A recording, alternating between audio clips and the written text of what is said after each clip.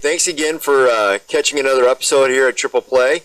Don't forget to continue to like and subscribe. And like I was sharing earlier, we've had over 30 hits on YouTube, so we're doing pretty good. Getting there. 30,000. 30,000. Not 30. Okay, 30,000. Right? Yep, 30,000. Yeah. So continue to like and subscribe. Help us get the word out. Also, if you're interested in financial planning, we've had Andy McCollum the last several weeks on the podcast helping us out with NFL as a special contributor and a guest last week. Yeah.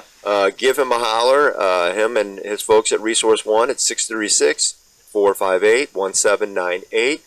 And lastly, if you're needing web design stuff or any tech stuff, the guy who's done our intro or outro, the up-and-coming website, which we do have a little bit of a page out there right now, and then it'll take you to our YouTube page, I think, right now. But that's CS Design, so you can give Chris and his team a call at 573-436-3717. We always appreciate the support, and if you're somebody who's looking for a program or you've watched this and you're like, man, I'd like to get a little bit of advertising or help out, give us a call. We're definitely always open to the support, and we have no problem talking about you or your company if you're full of integrity. So we're looking for people to help build the brand and help build us as we move along. So anyways, keep that in mind, and like and subscribe. Yeah. And Scott said just a few weeks ago that if we were liking and subscribing, we'd be paying attention, and we got somebody we caught. So Sean Key, I noticed you've been putting out a lot of stuff. Now I know you're also in Bulgaria, so it may not be the easiest place to get a ball to you. So just let me know, reach out to me via message or email. I know you've got all that stuff, so just send me a message on how you want your ball. But we're going to get you a ball here in a few weeks out. Scott and his dad get us some balls signed, and we will get that to you. If you'd rather have it when you get back in States, we'll have it ready for you. But either way, reach out to me. And you never know, you could be the person that gets the next ball if you're liking, subscribing, and getting the word out. We're paying attention to that, and we'll have many more to give out. We want to continue to grow, and we appreciate it. We got a lot of people watching the program, but we need people to subscribe. Yeah. So Scott, tell them. There's a little red button, okay, and if you just click it, you subscribe to us, and it boosts our numbers, and we can start getting some advertising. We can start doing some more things, getting some better guests on. Not that our guests prior were bad, not at all. Just maybe some more St. Louis guys, women in town that you might know, guys out of town. So anything you do, I know it sounds silly, but just click the button and be done with it.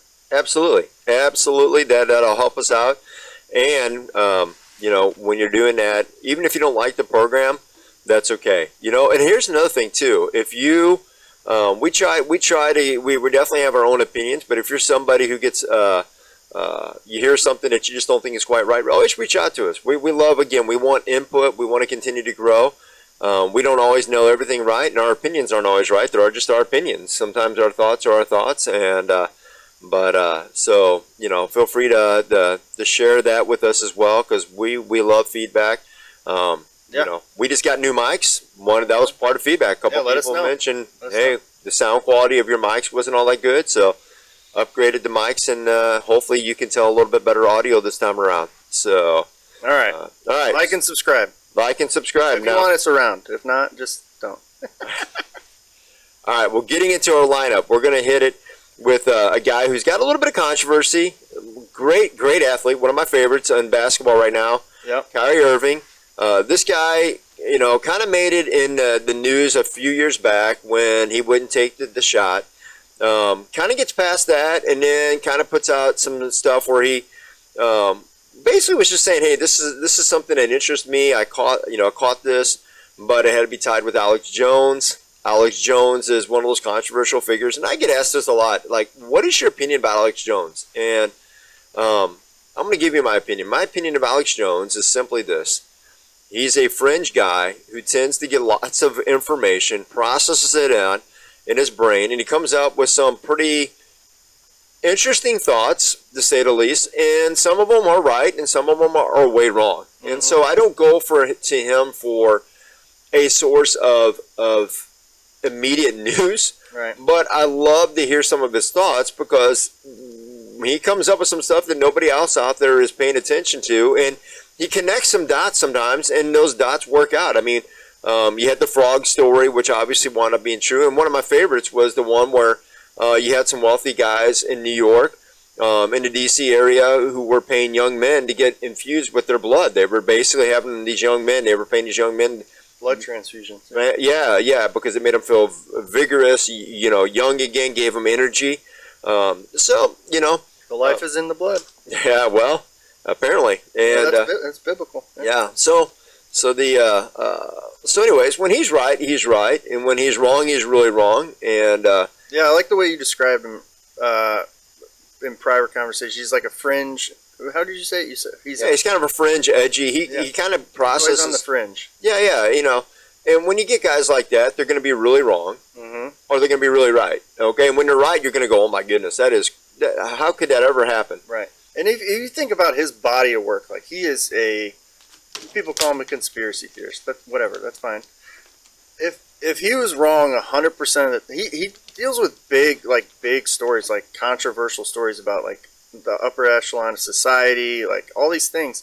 So if he was wrong 100% of the time, that's one thing. But if he's right about these super serious things, even just sometimes, doesn't that make you think as a society, like, that guy's he's not 100% nuts? I would say he's he's 90% nuts, but what about the 10% that is truthful about everything he's talking about? Doesn't it make you like think like, whoa? Well, I think he's a little more right than 10%. I think that if the media had to hold the mirror up to themselves, they'd find out that they're probably wrong or more misleading than he is, intentionally than he is. I think, a lot of times he's processing all this information.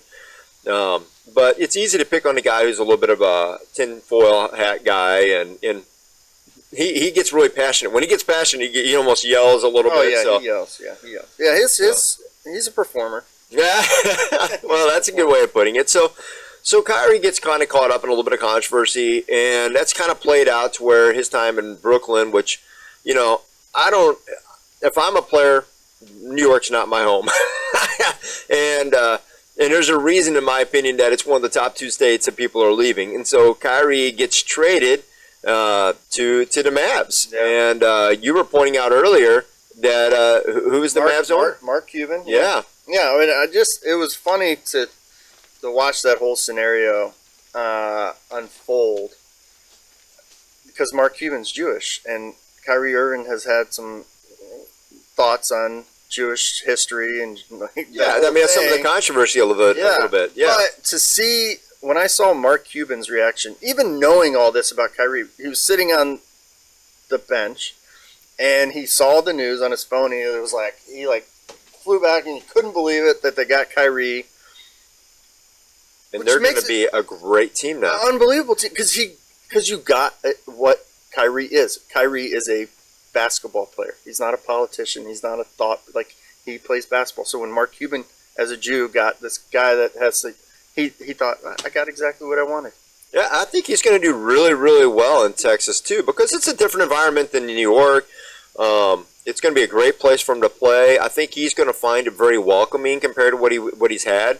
Even in Cleveland, I mean, you look at the places he's been, and most of those places aren't as vibrant as like a Texas team or a Midwestern team, and he seems to be that kind of a player. I mean, I think the light shines brighter when you're in places like New York, and so anything that's really small gets blown out of proportion because you got 10 reporters. Well, also, let's say you got, but those 10 reporters are going to be different than the 10 reporters that are stationed in Dallas. So but you're not going to have 10 probably. You'll probably have 5. He'll have half the reporters. He'll have... And the questions are going to be different. I mean, you think about Kyrie in Brooklyn, like just I would imagine just the outlandish questions that he got on a daily basis of eventually you're going to say something right that somebody doesn't like. Well, quit asking him questions about things that don't have to do with basketball, and you won't find out things that you don't like. Exactly. Well, I think he's gonna have a great backcourt. I mean, Dallas was already a really good team, and now they just moved it into a great team. They're going to be great. I think that Dallas may be the team to beat now. I'm curious. I mean, obviously you're going to have a little bit of time for some gelling to happen, but Dallas was already a good team, and Kyrie's going to take them to that next level. Man, and I hope he stays down there when the season's over, that he signs a contract with them. Because I think I can see him retiring down there. I could see him really enjoying that environment. I think Cuban, as much as you were bringing up he's Jewish, one of the things about Cuban, though, is his brain goes in 100 different directions, too. And he's a little controversial at times, too. Absolutely. And so I can see those guys getting along really, really well, because I can see them kind of, respectfully disagreeing and having a great conversation. Like all it takes. Yeah, a little respect in there. So I see great things for Kyrie. I see great things for Dallas. I think this is going to be an unbelievable fit for the two of them. I'm curious to see how it plays out. See if I'm right. I hope I am. And I think you will be. I don't think it's as hard in basketball to move from one team to the next. Less guys to deal with, less variables. The plays in basketball aren't that hard. Yeah. So it should be a pretty smooth transition for him, especially if he wasn't happy in Brooklyn. There. Yeah, now, if he was happy in Brooklyn and he's going to Dallas, it might be a different story. But and I don't know how close he was to Kevin Durant. Obviously, that played a part in him coming there. But you didn't see Durant, at least publicly, really supporting him as much as I would have thought somebody who was close and a good friend would have been. So maybe. Yeah. Well, KD's in KD's world. So. Yep. You know how that works. Number one. Well, let's talk about the next one in our lineup. So Super Bowl. Yes. Yeah. So you did a little research and found out that they were pretty evenly matched. How evenly matched? Well, they both have a 16-3 record. Yep. They both scored 546 points. That's right. They both have 6 All-Pros on their teams. On top of that, including the Kelsey brothers and their QBs, and they are both number 1 seeds. Difference, you think Casey has a better offense. Slightly better, even though I disagree respectfully. And the Eagles have a better defense. Slightly. Which I agree. But difference maker Jalen Hurts, and I'll say this. I think Jalen Hurts is going to be from this Super Bowl forward is going to be the guy that everybody talks about.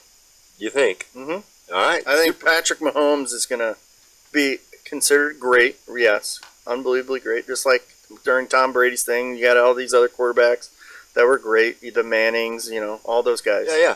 But, you put him up there as one of the greats. You think he's going to be this generation? Talent-wise. I'm not talking about like 6 Super Bowls. I'm not talking about. I think Jalen Hurts on the football field going forward will be the best quarterback on the field at any point in time. Period. All right. I'm curious to see how that plays out. I don't disagree with that. He's a great young quarterback, great talent. He's definitely, in my opinion, one of the top 5 in NFL right now. And obviously he's in a Super Bowl, so he's going to have a time to shine, and we'll see how that plays out. And he's going to have to deal as he gets a little bit older, how he's going to handle adversity, some injuries. I mean, that's one of the things that made Tom Brady really good was his ability to adapt, to make his body adaptable. I mean, he had to spend a lot of time in the offseason conditioning himself through special diets. I mean, a lot of sacrifice went into that. On the other hand, as you said, he looks very poised, he looks very disciplined. Yeah. So even the way he handles press conferences, I watched his press conference. Like, there was a reporter that said, I just wanted to say I was one of those guys that didn't think you were going to turn out the way you did, that you were, whatever. And I just wanted to be a man and tell you that. And Jalen said, "Okay, you're not the first person." And then the guy apologized and said, "Okay, cool." Like, he doesn't care about that. Like, he's so. Yeah, he wants to win. Yeah. He's there to win.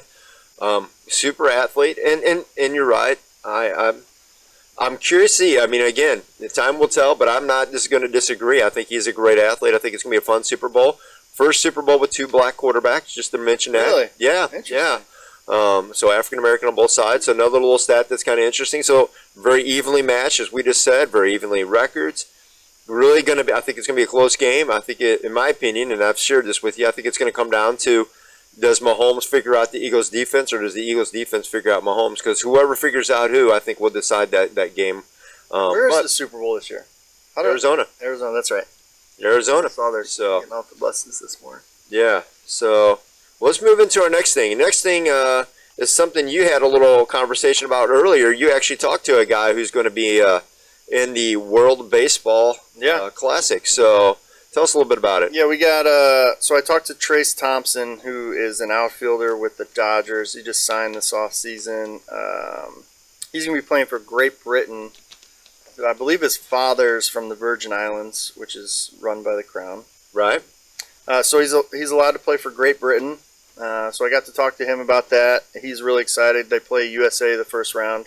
Oh, wow. That'd be So fun. he's hoping that Clayton pitches and he can take Clayton deep so he can have a little something on him the whole year. He said, he rejoined the Dodgers last season, so he's with them for a lot of the season. And anytime that Clayton needed somebody to step in on their bullpen day, he would step in on the field, and they have a good little back and forth. So That's awesome. WBC. We'll get Trace on here. We'll talk to him. We'll find out all the details about what they're doing and how they travel and all that stuff. So That'd be awesome. Yeah. That'd be awesome. I'd love to hear that. One of the cool things about the World Baseball Classic is that the stars get to shine for their countries, and then young guys get an opportunity to come up and get a bigger look. I'm kind of excited about looking at, like, from the Cardinals' perspective, Jordan Walker, Graciano, Macy Wynn. They got a lot of guys who are young. You're curious, are these guys? They're probably going to come up somewhere along the line throughout the season, if not starting out with the team. It's great to see them, and it gives maybe a little more time for guys like Hudson or the younger guys to maybe just fine-tune. Maybe they go into the season a little bit better because they get a few more starts and maybe they wouldn't have. Absolutely. Yeah. When those guys go away. So in 2015, I know that Adrian Gonzalez played for Team Mexico. There were a bunch of guys on our team that left, and it created an opportunity for me to get more. You have your number one guy like Gonzalez, number two guy, number three. So when Gonzalez leaves, it gets the guy in second command more reps and so on and so forth. So it does give the team the advantage of seeing young guys early, and then integrating those young guys within the organization, the big league team, so that when they get called up, there's not so much of a who's this kind of guy thing going on.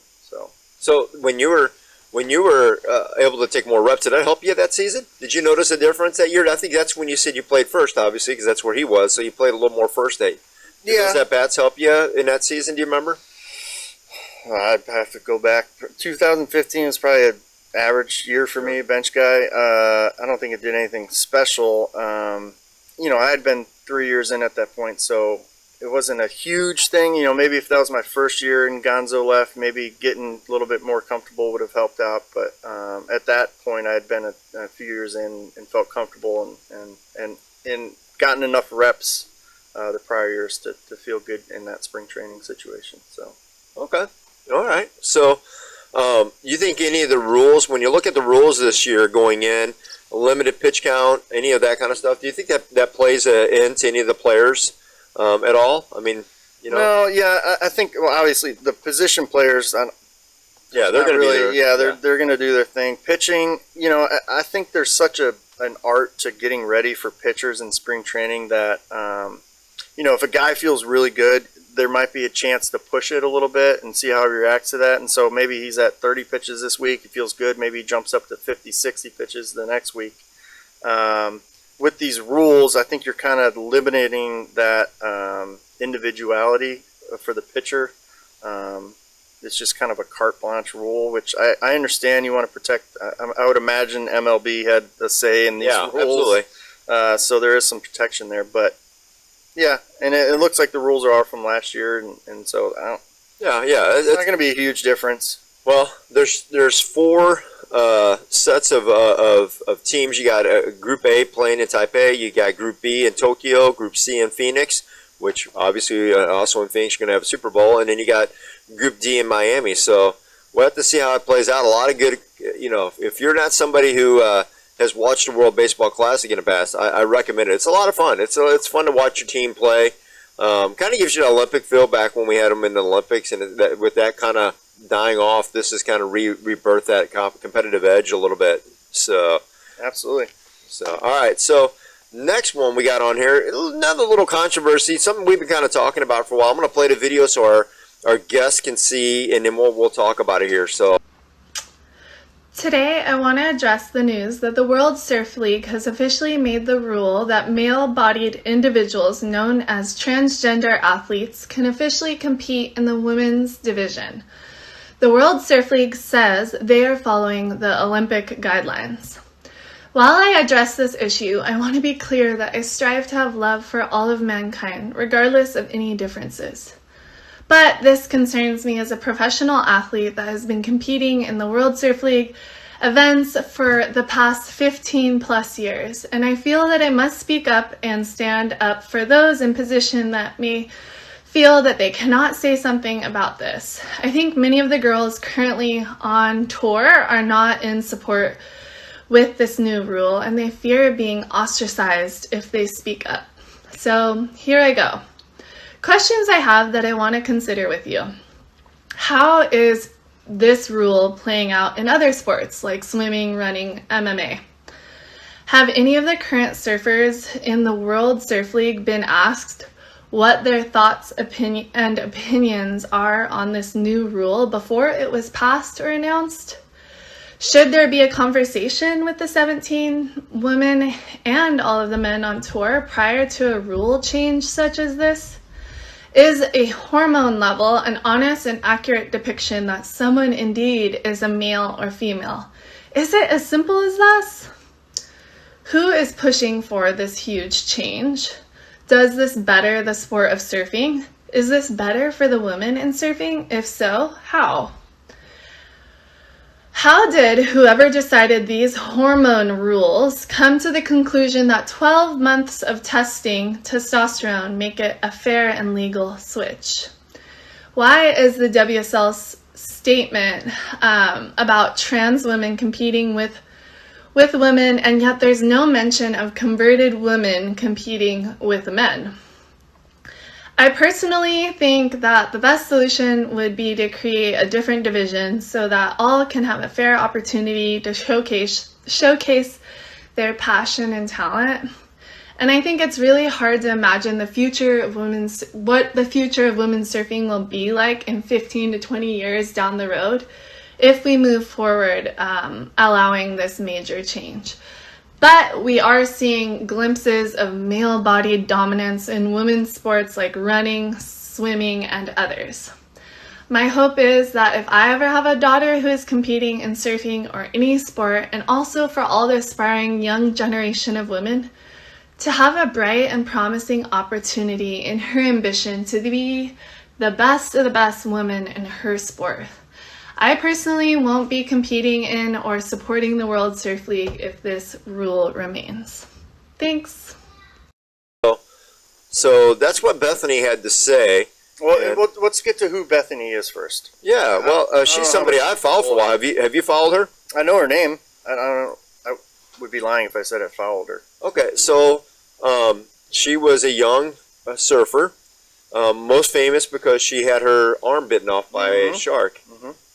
And didn't allow that to stop her. She came back after not having part of an arm and learned to surf with one arm with a specially made grip for the board that her dad helped design, and has gone on to become one of the top female surfers in competition for about the last 15 years. So Bethany Hamilton, she was a star when she was young. She's still a star. And I followed her and her husband for a while. In fact, I've helped support. For those who don't know, she has a ministry called Beautifully Flawed, where every year they bring in females and males, divide them out. You know, males do one camp and females do another camp, where they bring these people in who have maybe some kind of tragedy where they've lost a limb or something like that, and they spend a week learning how to overcome, and there's some spiritual stuff there. So I've been blessed in the past where financially I was able to help. I've helped out that ministry, and I will just say, Bethany is the real deal. Her and her husband and kids, great people. The video I thought was well done too. I mean, she was just really to the, hey, I love all people, but there's a real concern. And how do we know? You're saying that based on just these hormone levels, we're going to know now that a male can compete in female athletics. How is this played out with other sports? The truth is, and I agree with her premise at the end is, I think maybe the answer might be have a transgender or a both sex league or competition, division, whatever you want to call it, and allow women who want to just compete against women to do so. You're seeing more in this. I mean, Bethany obviously going public and saying that she's not going to compete if this is the rule. That's brave in my opinion. And I think what you're going to have to see is you're going to see more of that. I mean, we kind of saw it on the hockey side where you had a player say, I just don't feel comfortable with this jersey. And then you had a whole team say, we're not comfortable with the jerseys. I think hopefully you're going to see more of this. Where, again, no problems for those who want to support or be a part of that. But forcing it on everybody, and in this particular instance, having males who consider themselves now females being able to compete in female sports. We've spent a long time for females to have the opportunity to compete. As a dad of 4 daughters, I would not want any of my daughters to either share a locker room or a bathroom or a sport with another male. We saw how a guy in college was at the bottom of the rankings, since he's transgender, has gone through the hormones, starts to compete, and all of a sudden goes from one of the worst on the male side to dominating the female side, and that's just swimming. We've seen it in other areas. And then you've got the other side like UFC and boxing where you've had it, and they had to pull back the rules because, I mean, the males were like literally decimating these girls' faces. I mean, you cannot... God made males males and females females for a very reason.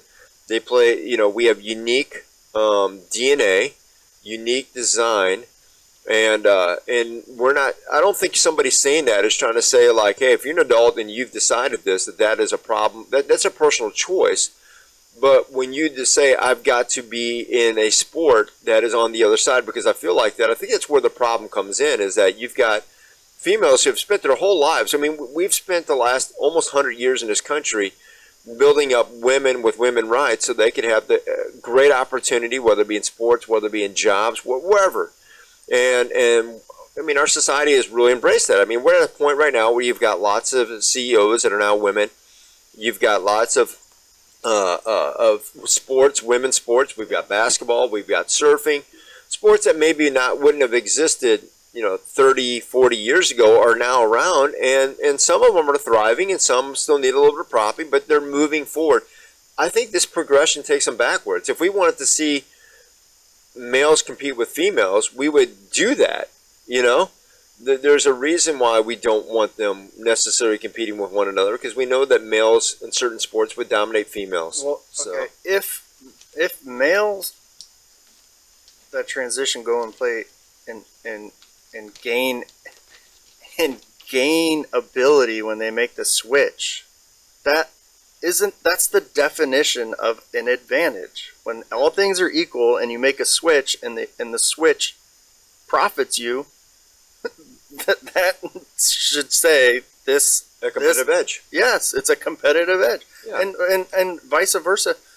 Well, I mean, if men and women were equal, then why aren't there men or why aren't there women that have transitioned having success with men's sports? If biologically there is no difference if you take hormones, why aren't there women dominating in the NBA or NHL or tennis or?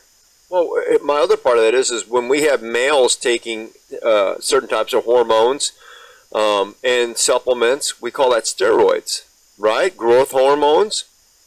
So why do we say it's bad for a male to do it in a male sport, but if a male wants to do it and be in a female sport, now it's okay? Is it okay?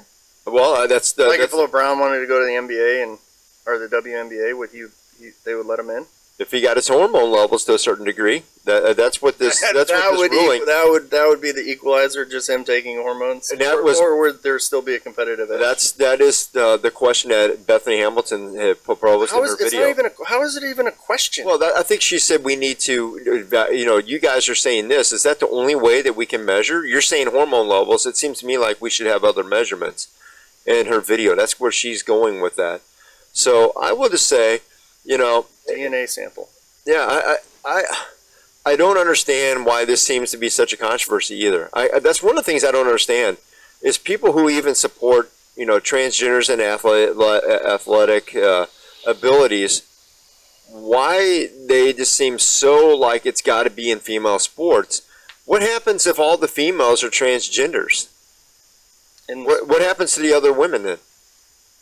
They get kicked out of the sport. Yeah, and where do they go? They lose scholarships. They lose the ability to compete in the Olympics. I mean, we can go down the train of events. Let's see this at the end. At the end, it's women now are back to where we were 100 years ago, where they didn't have sports. Well, because people are this is gonna continue. There's gonna be more people that decide to do this. Yeah, because that's what happens. Well, society's pushing it right now, so people like to conform. So eventually, like you said, there will be. What's that girl's name, or the guy's name that became a girl and went and swam? Taylor or something. There will be more people like that, and that slide into the women's sports, and then where are the women going to go? Yeah, that goes back to and here I've got 4 girls who are in high school. One's running track.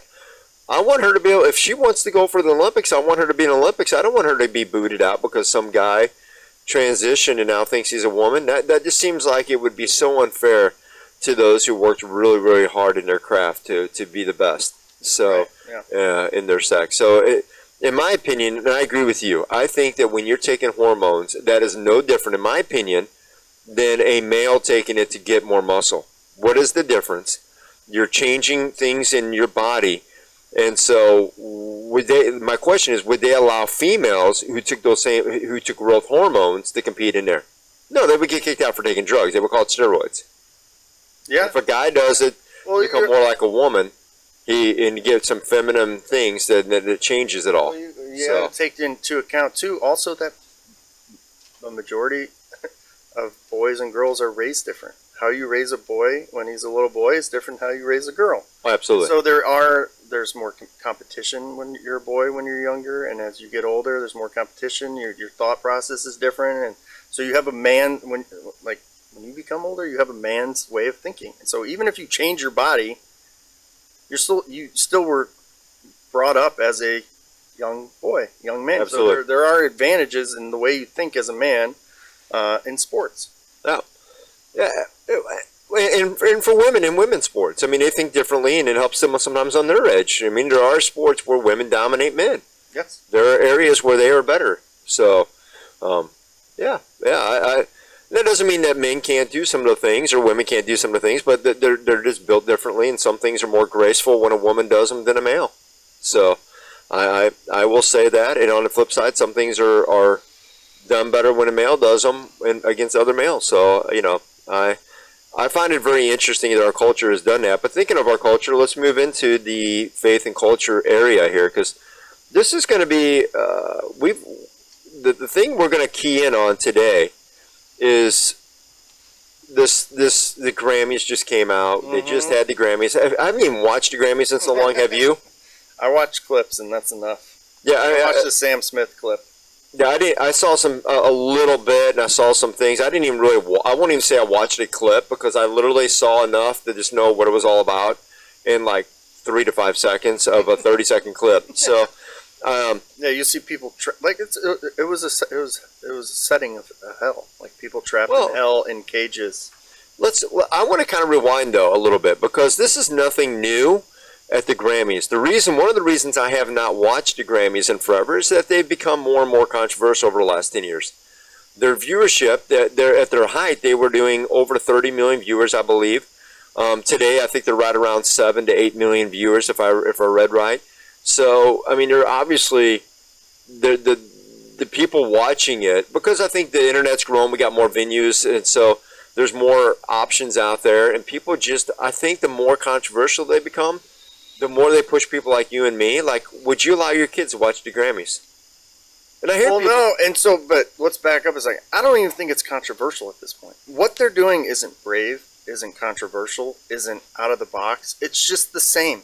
well, sure. You So had when Marilyn you have- Manson doing that kind Yeah, of stuff so when 10 you years have, ago. yeah, so when you, like, to say, like, it was brave of him, or, like, it wasn't. That was just his nature. Like, it was nothing to him. He enjoyed that. It wasn't, oh, I wonder what people are going to think of this. It was, he just did it. There was nothing controversial. Nobody in there thought anything different. It was just the norm for them. It was just another night for everybody in that room. Yeah, right. And they knew that it would bring some headlines. I think they did that on purpose because they knew by doing this, it would.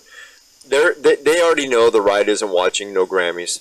When they went full on with the gay kissing wedding thing several years ago, they knew that they had already cut off a part of their audience. It kind of reminds me of the late night host Jimmy, not Fallon. What's the other one? Jimmy Kimmel? Kimmel. Yeah, he recently came out and said that when he went full on against the Trump and all that, that he knew that he was going to alienate his right people, and he saw maybe a 60% or more drop off from his viewership. So they already had seen that. Okay, they'd seen that drop off. They'd already made a move that allowed enough controversy that they knew people like you and me, we don't watch it. We're not going to allow our kids to watch it. It's not appropriate. And so they push the envelope as much as they can year after year because they're trying to pay answer to the side that they think that they can at least get viewers of. And so, when you go from like 30 million viewers down to 8 million viewers, you're just trying to push it. Maybe we can get it to 9 or 10. That would make it look like we're growing, right?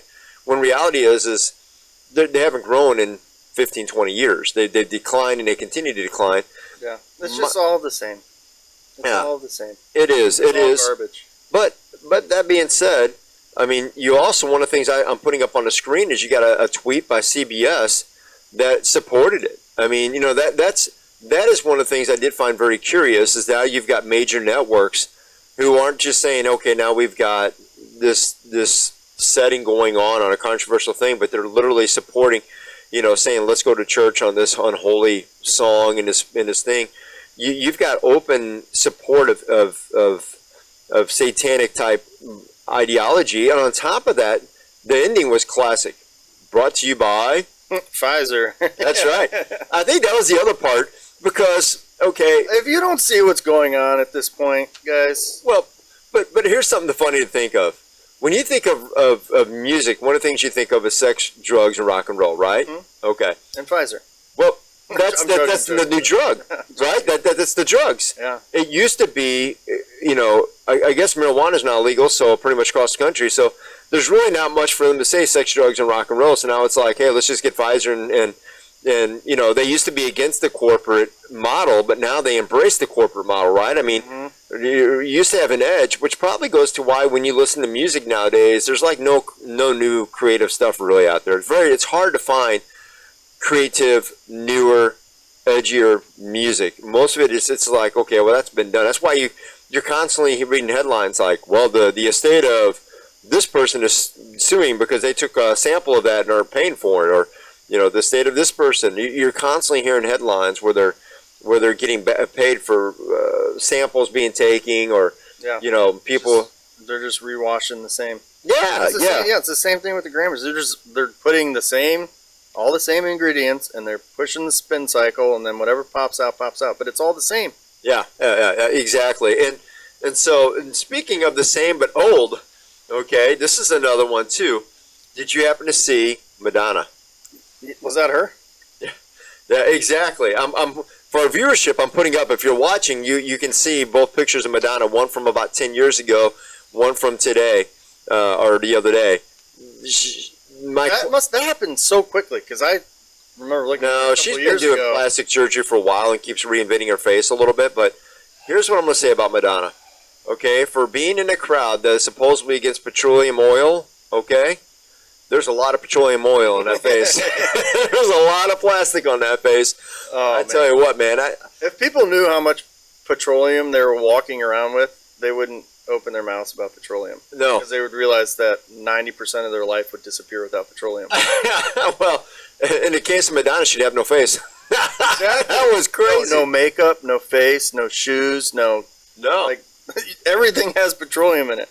All right, and one other point to kind of bring up that I found very interesting about the Grammys was one of the winners of the Grammys was Dave Chappelle for his Netflix special, which was a lot of transgenders. Yeah. I don't think all. I think if people listen to the context, he was not really controversial in that Netflix thing. He was actually telling a dear story about a friend. But people take clips, people get worked up, they want controversy. Yeah. Oh, what's that? What do you say? Yeah, but either way, through all that controversy and Netflix standing by him through it, kudos to Netflix for doing that. There's a reason why I canceled my Disney membership. We didn't even get into that controversy on here as much. Yeah. I meant to cancel a while back, but me and my daughters had him caught up on some of the Star Wars stuff. But I canceled it after this latest stuff. I don't want my young kids following in and finding 16, 19 stuff in their viewership. But I just say that kudos, because I'm keeping Netflix. I have Netflix, and one of the reasons I'm keeping Netflix is that they stood by Dave Chappelle, and they have removed some of the more controversial stuff. They've made moves to be, look, I understand they're not Christian. They're not pure flicks, right? I mean, I'm not asking for pure flicks, but I am asking is don't try to disguise evil as good. Okay, if you're going to make a rated R movie, call it rated R. Don't try to call it PG when it's a rated R. Right. You know, let's be what you are, label things appropriately so that parents can make good decisions and be able to. But when you are Disney and you are hiding unhistorical, controversial, historical evidence because you're trying to push a narrative that isn't correct, okay? They would not like. Let's flip the script on what was said and let's say they put something that was completely wrong on the other side of that equation of what they were saying.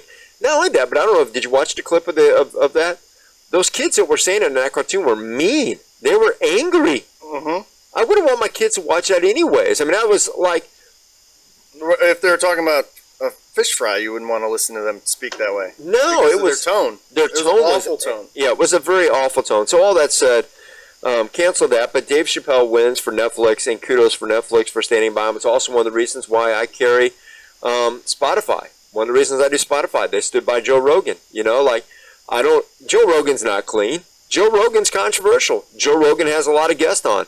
Okay, but Joe Rogan is very clear on every episode what you're going to get. I mean, you know, it's going to be controversial. You know, based on his guests, what you're going to be listening to, the volume of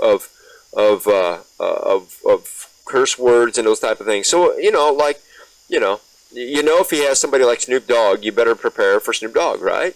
So yeah. But if he's got somebody like Yume Park who's going to talk about escaping from North Korea, you're going to get a very clean, a very good episode. Or when he talked with Matt Walsh, I mean, and I go back and say kudos for them for standing by him.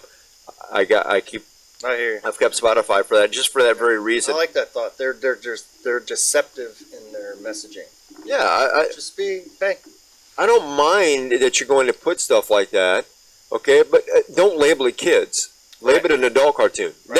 Now I'm okay with it, okay? Because you've properly labeled what you're doing, and now the people watching it are at should be, if they're 18 or older or 14 and older, they're at a point where they can hopefully cognitively be able to disseminate a lie from a truth. Yeah. But when you're feeding that stuff to a 3, 4, 5, 6, 7, 8-year-old, and they see that, they think that it's true. And the problem is can't that even pick what to eat when they're 7. You expect them to know what to think when they're watching something? And if they start seeing that kind of stuff, they're going to start building a filter that is not correct. And, then that leads to misjudgments down the road that often leads to life or crimes and stuff like that. When I worked in inner city and some of these housing projects, I'm telling you, one of the things you often learn is when the filters at the young age aren't built properly, guess what? The older they get, the more likely they are to get off course, right? So, well, this is the same thing. It's deceptive. 100% of what they say is not false. It's just that the things that they omit from the overarching story are make this a lie. Well, they just include this, and you can see the picture of what you're talking about. Well, but in all fairness, the 1619 project, which both Hulu and Disney are going full on, that's what it is. Even though it won an award, it has been proven by several. So it won, I think it was a Pulitzer, And then right when it came out, like 32 or 28 prior pollsters came out, winners, historians, came out and said, no, that's not even right. So, but they believe the one, but, you know, and discredit the others. And I always find that very interesting, like, you know, that just makes, that logically just doesn't make any sense. But all that said, you know, kind of going on a tangent there, but you know, we just need to, I think that the thought process, whether it be the Grammys, whether it be Disney, whether it be Hulu, okay, be what you are. Yeah. Don't try to hide it. Don't try to mask it to our kids. And on top of that, you know, for the Grammys, if you're going to go full insane, that's fine. Just know that there's going to be a viewership. There's a reason why we won't watch it, and it'll take a lot now to gain my respect back to watch it again. If that's what you're going to allow on there, you know, I rarely watch regular TV anymore. I actually get people like, hey, you must watch a lot of Fox. I'm like, no, I haven't watched. I have not sat down and watched a episode of Fox News, whether it be election night or whatnot, in easily 8 to 10 years. I mostly get my content online. I get little blurbs. I'll catch a segment of Tucker, but I also catch segments of Rachel Maddow. I try to watch the other side to understand. It's one of the reasons I've liked Joe Rogan over the years is he brings in people from the other side often, and I can hear other thoughts that are different than my own.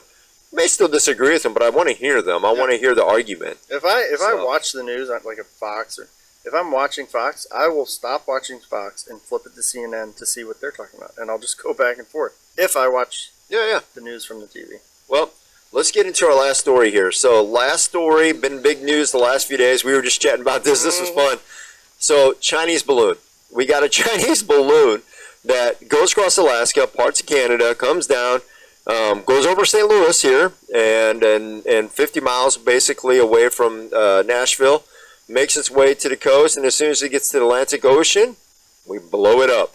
So, so all that said, what are your thoughts? Is the balloon a big deal? Not a big deal? Do you think the Chinese were actually spying, or was it really a weather balloon that got off course? This is none of it makes sense. Like usual. Well, nothing smells right. Okay, so you have it in Alaska where there's nobody there. It was safe to blow up there. You don't. Right. You don't. Then it goes across Canada. Canada's like, whatever. They don't even talk about it. Have you heard one thing mentioned from Canada? Well, I mean, in all fairness, the government pretty much owns the press, so you know they hide things anyway. So anyways, they're semi out of the loop anyways. Okay. So then that happens, and then we hear that Biden, who is the commander-in-chief, right? What he says goes. That's military. Right. Top down. Hey, this is what I want to happen. Make it happen. He says, yeah, I ordered them to shoot it down on Wednesday. And then they don't. And then it flies, and then you shoot it down. So I think he ordered them to shoot it down on Wednesday, but I think it was when he got to the Atlantic Ocean. That's what they suggested. Hey, sir, we think it should be safer to... And the reason why, did you read the reason why?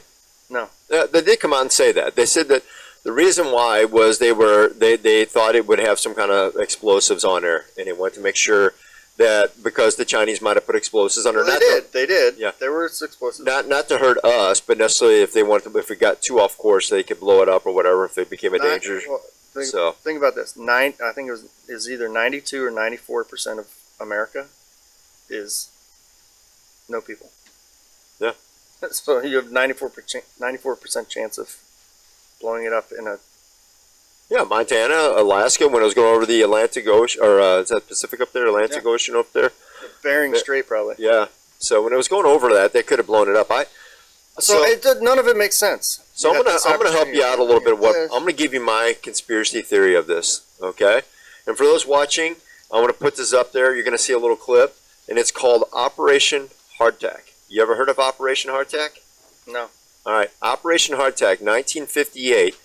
We experimented with EMPs and nuclear devices and what it would be like to put them in helium balloons. Why would we do that? Let's think about it for a second. Drop it over a specific target? A little bit, okay. And we do know that the Chinese were somewhat had to be using a weather balloon to get information because it ironically kind of stopped at times over nuclear facilities. Just saying that doesn't seem like that was 5 stories worth of tech on it. So. Yeah, I mean, there's something on there that's... Yeah, I mean, it was, but it was ironic that it stopped literally over several of our nuclear facilities and hung there for a little while. Right. And it moved on. Yeah. So it seemed like it might have been It was controlled a little controllable. bit. Yeah. It was controllable. So the next thing about Operation Hardtack. Hardtack was an operation in 1958 where America experimented using helium balloons. Reason why, they're not as detectable on radar, right? They actually can go higher up than an airplane, and they can cover and hit a spot over. And we also know now with camera technology they can get better views down on the land. So all that together, I think this was a practice run.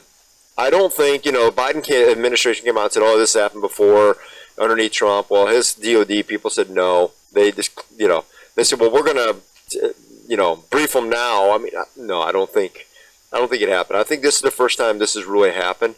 I don't think it was unintentional. I don't think it was weather balloon that just got off course. My opinion is this is a test run. Two things, okay? They know if they possibly attack Taiwan, okay, that they're going to make us mad anyways, right? We're going to retaliate one way or the other, okay? And they really want Taiwan right now. They're licking their chops. Yeah.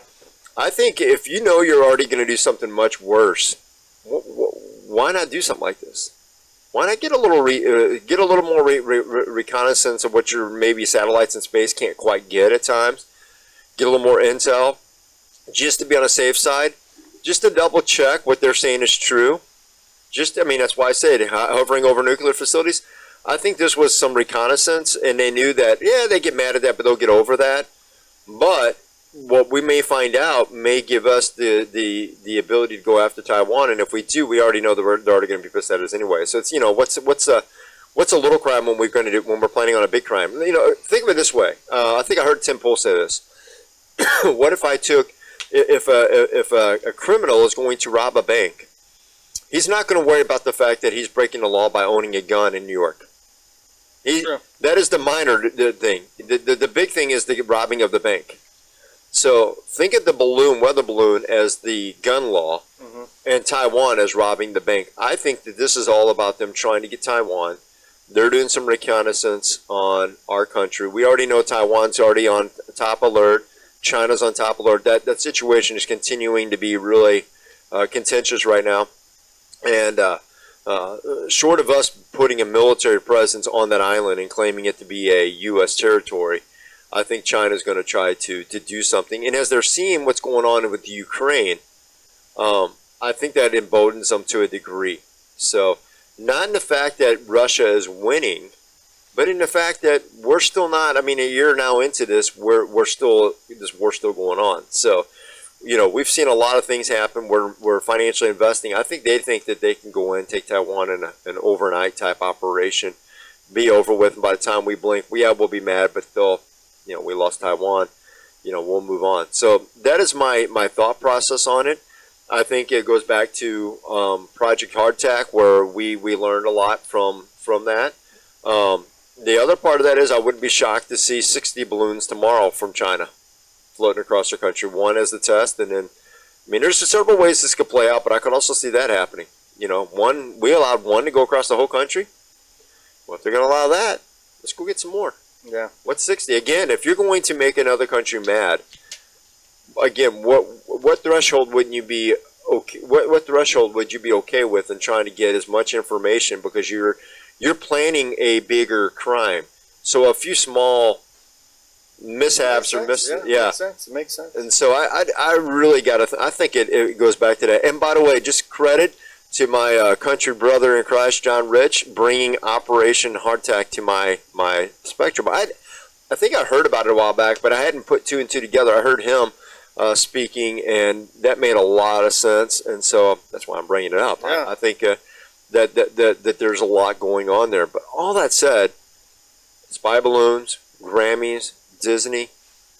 If you're a person that in today's world feels a little bit of anxiety, that I could see that. I could see why people right now are on more anxiety drugs than ever before. Got a little financial stress right now. The economy is not great, regardless of what you hear on the reports. I'm in the financial world. You're somewhat in the financial world. They're not. The reports are not what you think. Okay, yeah. They're not near as good. All that said, we got a verse for you, John 16:33, and I'm going to read it this week because this is a good one. And hopefully this will give you something to go home with at the end of this podcast. So John 16:33. These things, this is Jesus speaking, by the way. These things I have spoken to you, so that in me you may have peace. Now, one of the things I want to say is that peace is shalom. Okay, that word shalom. Shalom means not just peace, but wholeness. I think sometimes we think peace is like, okay, you got a moment of no fighting, but then you go back to fighting. But this is more than that. This is like you've got peace because you find yourself in Christ. You know, you're whole. Mm-hmm. So there's a lot more, I think, behind that. And I think it's why the Jews greet with each other. They want you to be peaceful and whole and have a whole life. So God says that you will have peace and a wholeness in Him. So that in me you may have peace in the world. You will have tribulation or tribulations, but take courage. Some translations also say take heart. I like that. Actually, a little bit better than courage, though I think both of them very, very fitting there. Take heart or courage, for He has overcome the world. So our hope is not in this time, not in this place, not in weather balloons or, you know, the culture that is bombarding our kids. Our hope has to be and continue to be in Christ. So in finding our wholeness, our peace in Him. If we look to anywhere else, we will be disappointed. So you will be without shalom. We'll be without shalom, and I really love that word shalom. When I really learned that it meant not just peace but wholeness, it really. I remember when I first heard that, maybe in Bible college, it really just stuck with me how much more that word meant. Mm-hmm. And so hopefully that'll help you out, because guess what? World is a little crazy right now. A little? Yeah. Yeah, we got balloons going across the country. You just don't even know what's kind of flying above you. Yeah, it's not going to get better, guys. No, but that's okay. Yeah, that's all right. That's all right. So, hey, with that, have shalom. Have a great next few days. Hey, I want to do a plug-in. Our next episode, men and wives, but men especially, check in. We're going to be talking a lot about men. We're going to be talking about men in the church, men in culture. We're going to be talking about passing of rights between young men to men. We're going to have a great conversation. We got a great guy coming in. Now, he is a Cubs fan. That's all right. All right. So we forgive you, Vic. But Vic Miller's going to be here. We're going to talk about what he's doing down in the Ozarks with a lot of men.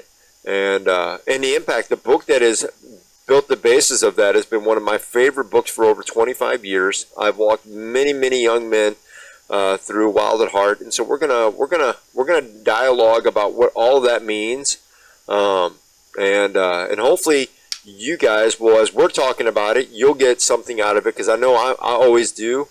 And so all that said, keep an eye out for that episode, because I think it's going to be a good one to check out. I think it's timely. I mean, we're in a time right now. We're talking about transgender stuff, demasculation of men who can't quite find their identity. Yeah.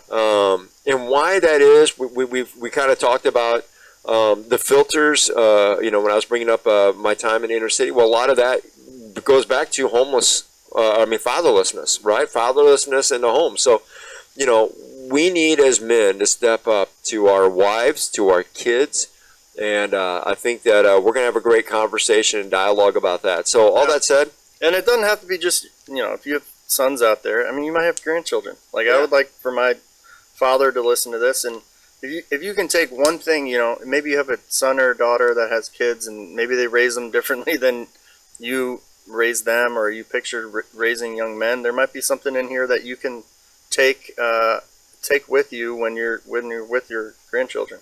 Absolutely. And I'll even say this: one of my favorite books is "It's Better to Build Boys Than to Mend Men," and it was written by Truett Cathy, the founder of Chick-fil-A. Really? Yeah. And it was the background of why he loved to lead middle school boys Sunday school. How that is this awkward age. And we'll get into it a little bit in our next episode, but this awkward age that most people don't want to mess with, and what inspired him to do that. And I think he led it for like 36 years in his church. So all that said, grandchildren, people who just serve in a church or serve in nonprofit organizations. I think there's going to be something that you can take away, hopefully, from this episode. I know I'm excited about it. So keep an eye out for that one to drop. We'll be recording that in a couple days, and we're looking forward to having Vic here. Don't forget to like and subscribe. Like and subscribe. It's not hard. You just Yep, the we red need button. subscribers. And then you don't have to ever do it again. Yeah. Just And you're helping your one buddies time. out. You're helping us out. and hopefully, as you said, we'll get to a point where we don't have to ask it anymore, right? We love that. That's the goal. But you told me we'll never not do that. So Maybe not. Well, we'll see. Maybe we'll get big enough. like and subscribe. Yeah. All right. Well, in that spirit, hey, have a great rest of your day. We thank you for taking time out to listen. My wife loves that. She loves her. So, yep. So with that being said, y'all take care. Have a great rest of your day, and thank you for listening. Thank you. I get that from Frank the Tank from Old School. His old movie with Will Ferrell. He does that in the movie. There you go. All right. Peace. Later.